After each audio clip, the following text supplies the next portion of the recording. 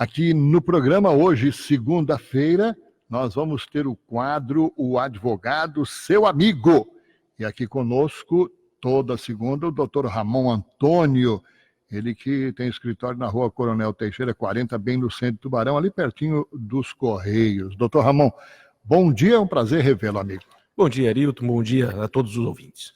Nós vamos falar um pouquinho mais sobre Previdência Social, haja vista que tem muita gente com dúvidas. A dona Maria, por exemplo, ela mandou perguntar o seguinte, Ramon: meu marido tem 63 anos e 30 de contribuição, já dá para ele se aposentar? Não, dona Maria, infelizmente não.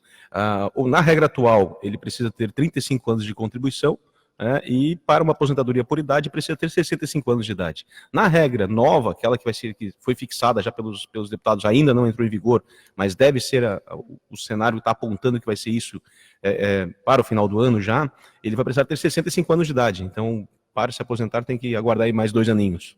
Mas de qualquer forma, a nova lei, nesse caso aqui, vai favorecer o marido da dona Maria, né? Porque hoje ele tem 63 de contribuição, teria que ter 35 de contribuição, quer dizer... Não, mas por idade precisaria de 15, mas né? Aí teria aquela matemática que eles fazem da chamada progressão, né? Não, mas na aposentadoria por idade atual, aí eu acredito até que vai ser prejudicado, né? Porque na forma atual, ele precisa ter 65 anos de idade, 15 de contribuição, e com os 15 de contribuição ele já tem direito a uma aposentadoria integral, 100%. Dessa forma aí, e na forma da nova Previdência, com 65 anos de idade e 30 de contribuição, ele não vai ficar com 100%, deve ficar em torno de 85%, 86% do valor de sua média contributiva. Então deve ser prejudicado aí. Aí a gente teria que fazer cálculo, mas é em torno de 86% da média contributiva. Ainda vai ser um pouquinho prejudicado. Tá certo. Doutor Ramon, um casal de aposentados, com o falecimento de um, o outro vai continuar recebendo o mesmo valor dos dois? Quem já está recebendo pensão e aposentadoria não tem modificação alguma. Todos os óbitos ocorridos até o início da vigência da nova Previdência também não tem nenhuma diferença. Vai ter direito a 100% da pensão por morte, vai ter direito a 100% da sua aposentadoria. Agora, para os óbitos ocorridos após a vigência dessa nova Previdência, no caso de um salário mínimo, vai ficar com 80% do valor da pensão. Então, a partir de tudo que ocorrer a partir dali, a vigência dessa lei vai ser 90 dias após a sua publicação. Então, se ela for publicada ali em setembro, que é a melhor previsão, ela entraria em vigor em dezembro. Então a gente teria aí uma vigência em dezembro, janeiro, o início dessa nova Previdência. Então todos os óbitos que ocorrerem a partir dali, nesse caso de salário mínimo, a viúva ou o viúvo vai poder ficar com sua aposentadoria integral e com 80% da aposentadoria do seu cônjuge falecido. Agora, no caso de mais do que o salário mínimo, digamos que um casal, o marido ganha, supondo aí, R$3.000 e ela 2.000. Assim, até um salário mínimo é 80%. O que exceder a um salário mínimo, até 2 salários mínimos, ele vai ser 60%. De 2 a 4 salários mínimos, 40%. Daí vai ter uma média... Mas aí esse valor, Ramon, só para eu entender... É sobre o excedente. Sobre o salário do outro. Sim, sobre o salário... Na realidade, vai poder ficar com um benefício melhor. Então, com o que for maior, o marido recebe 3.000 por mês de pensão. E ela 2, ela de vai aposentadoria. Ficar com 3. E a mulher 2, ela vai ficar com 3, que é o valor da pensão, e do seu 2.000, ela vai ficar com R$800, porque é até R$1.000, e mais R$600 daquilo que exceder. Então, vai ficar aí com um benefício de mais ou menos R$1.400. Nesse caso, né? Mas vai poder optar por aquele que for melhor. O que é, na minha opinião, uma injustiça que estão fazendo Sim. com a classe trabalhadora, né? Sim. Porque a mulher, principalmente, vai, no fim da vida, precisar de muitos recursos para não passar trabalho, né, Ramon? Então, com certeza, Hilton. Aí mexeu bem e mexeu no povo, né? Doutor Ramon, o que é o período de transição dentro da nova lei? Período de transição é um período em que todos aqueles que já estão no mercado de trabalho, já estão próximos de obter o seu direito à aposentadoria, vão poder continuar se valendo de algumas regras para não ser atingido em cheio. Por exemplo, o homem com 30 anos de contribuição e 50 anos de idade, ele, em tese, falta 5 anos para se aposentar na lei atual. Com a alteração, nenhum homem vai poder se aposentar antes dos 65 anos de idade, nenhuma mulher vai poder se aposentar antes dos 62 anos de idade. Então, para que ele não tenha que aguardar 15 anos para se aposentar, foi criada uma transição que é entre a regra antiga e a regra nova. Nesse caso, um homem com 50 e 30 anos de contribuição, ele vai precisar trabalhar em torno de mais 8 a 10 anos para conseguir obter a sua aposentadoria. Então, ao invés de trabalhar mais 5, que era na regra atual, ele vai precisar trabalhar mais 8 para pagar um pedágio, pagar aí um acréscimo no seu tempo de serviço, na sua idade, para atingir o direito à sua aposentadoria. Com a reforma, doutor Ramon, como é que vão ficar as contribuições? As contribuições vão ter também um aumento, na realidade, uma diminuição para quem recebe até salário mínimo e um incremento para quem recebe mais do que um salário mínimo. É uma faixa que vai variar de 7,5% a 14%. Né? Então, dependendo a faixa salarial. Até R$1.000, 7,5%, acima de R$1.000, aí 8,5%, acima de 2.000, 9,5%, e aí gradativamente, acima de 3.000 já chega aí a 14%. Só que também é uma faixa gradativa, Arilton. Assim como vai acontecer com a pensão, também vai acontecer com a contribuição. Até 1.000 paga 7,5%, de 1.000 a 2, daquilo que exceder a 1.000 paga 8,5%, aquilo que exceder a 2.000 paga os 9,5%, até 14% que, nessa faixa de gradativa. São 8h20, a Ana Estela pergunta o seguinte: doutor Ramon, já tenho direito de me aposentar, serei afetado? Posso entrar hoje com o pedido?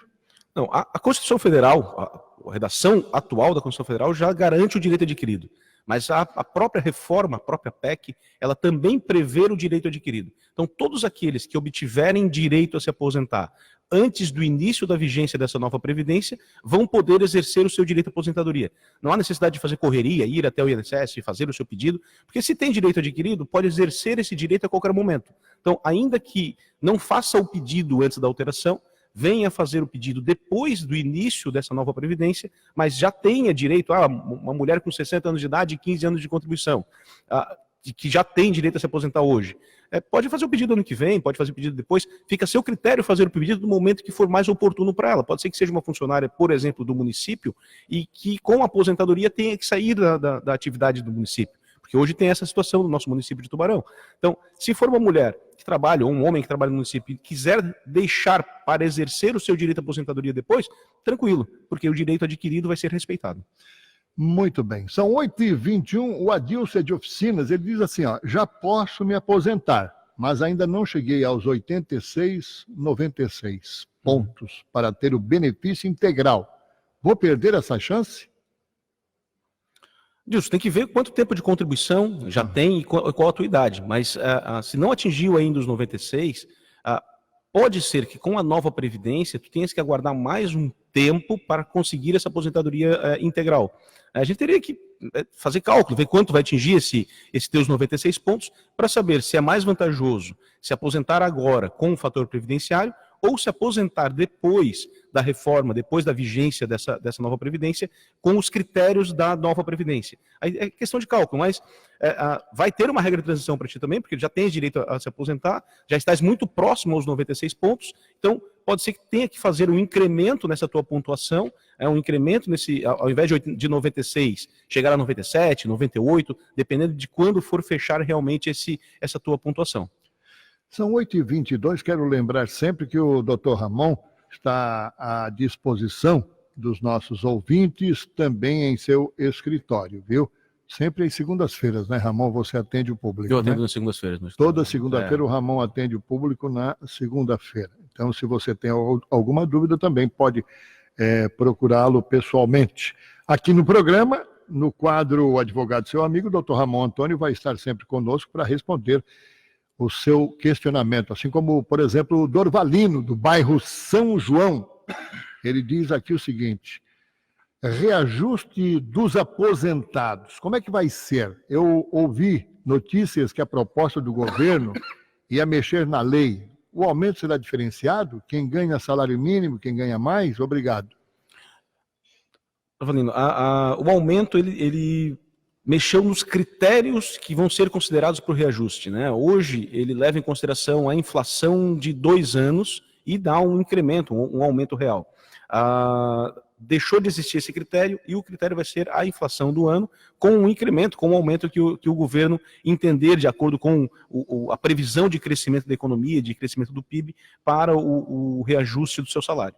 Então, essa modificação, mas é uma modificação mínima, não vai, todos os anos o aposentado vai ter sim direito ao acréscimo, vai ter sim direito àquele reajuste no início do ano, só mudou uns critérios de como obter o percentual desse reajuste, mas nada que vá interferir muito na vida do aposentado. Até porque o reajuste é pequeno, né? Esse ano o reajuste foi de 3,43%, o ano passado foi de um reajuste de 2,07%. Então esse reajuste vai continuar sendo pequeno, mas só modificou realmente os critérios para obter esse percentual, esse índice. Doutor Ramon, o Augusto mora em Capivari de Baixo, ele pergunta assim, quem está desempregado pode contribuir para a Previdência Social? Claro, claro. Se estiver no seguro-desemprego, né, se estiver como desempregado no seguro-desemprego e quiser contribuir, também é possível. Basta ir até o INSS, fazer sua inscrição como facultativo desempregado. Então ele vai até o INSS e diz, eu estou desempregado, mas eu quero pagar o INSS, eu quero continuar contribuindo. O INSS vai fazer uma inscrição como facultativo desempregado, então não tem nenhum impedimento de ele contribuir e receber seguro-desemprego. Caso esteja desempregado e já fora desse período do seguro-desemprego, também é possível. Vá até o INSS, faça uma inscrição como autônomo ou como facultativo, como queira, e faz a sua contribuição. Existem alguns percentuais de contribuição, isso foi mantido na PEC, porque vai ter uma nova alteração, que seria lá na lei de benefícios, né? Vai ter essa nova previdência ainda depende de algumas regulamentações em sede de lei, mas vai ser mantida aquela contribuição para a Dolar, que pode contribuir com 5%, para aquelas pessoas que queiram contribuir com 11%, para aquelas pessoas que queiram contribuir com 20%, dependendo de alguns critérios para o cálculo do valor da aposentadoria e o cálculo do tempo de contribuição. Aí esses critérios estão na lei e o INSS vai poder aconselhar aí a pessoa. Ô Ramon, quem é que pode contribuir como segurado facultativo? Como facultativo, todos aqueles que não tenham a vinculação obrigatória com o INSS, né? Então, um desempregado, por exemplo, que não tem vinculação obrigatória, ele pode ser facultativo.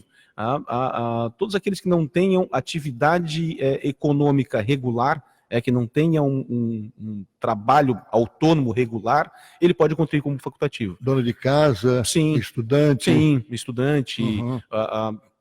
O caso mais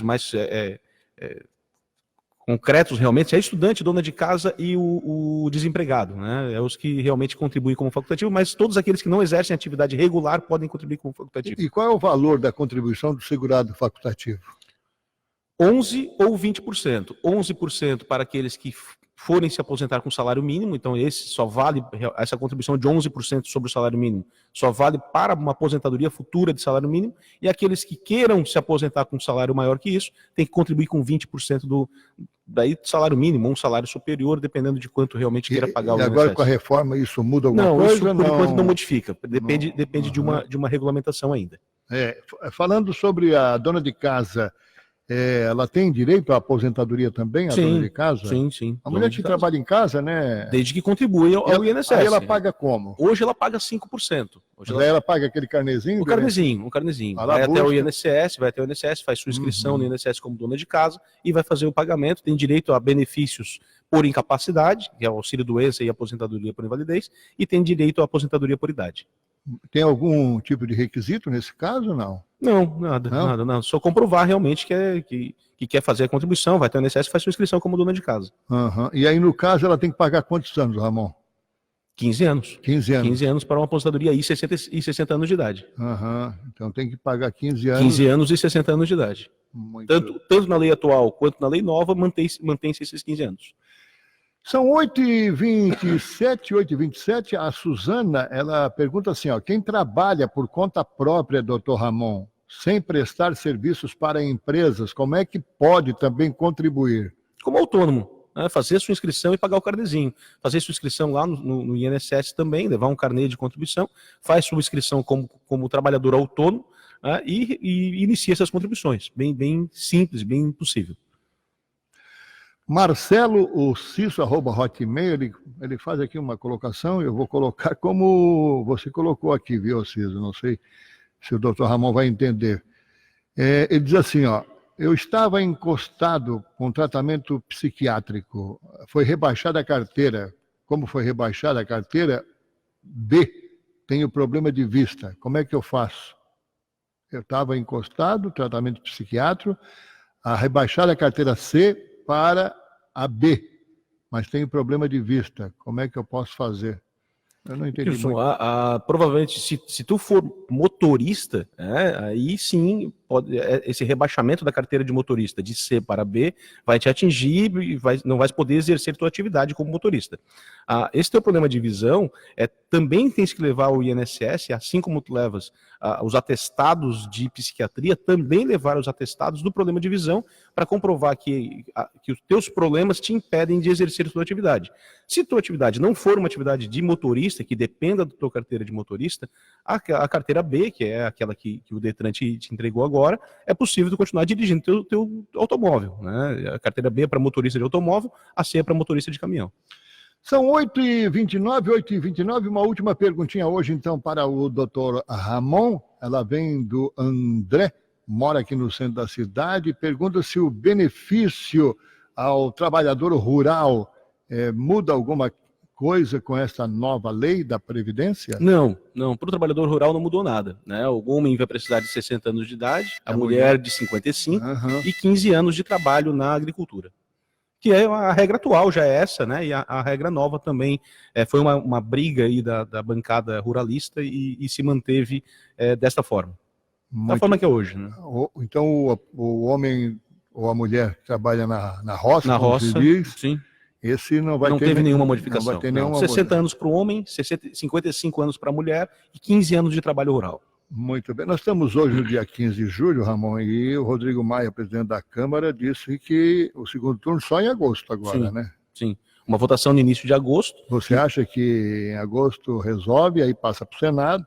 Sim, o segundo turno não deve... A modificação, na realidade, não pode mais retirar nada, né? Então, não deve modificar, a discussão deve ser rápida no início de agosto, na sequência já deve ir para o Senado.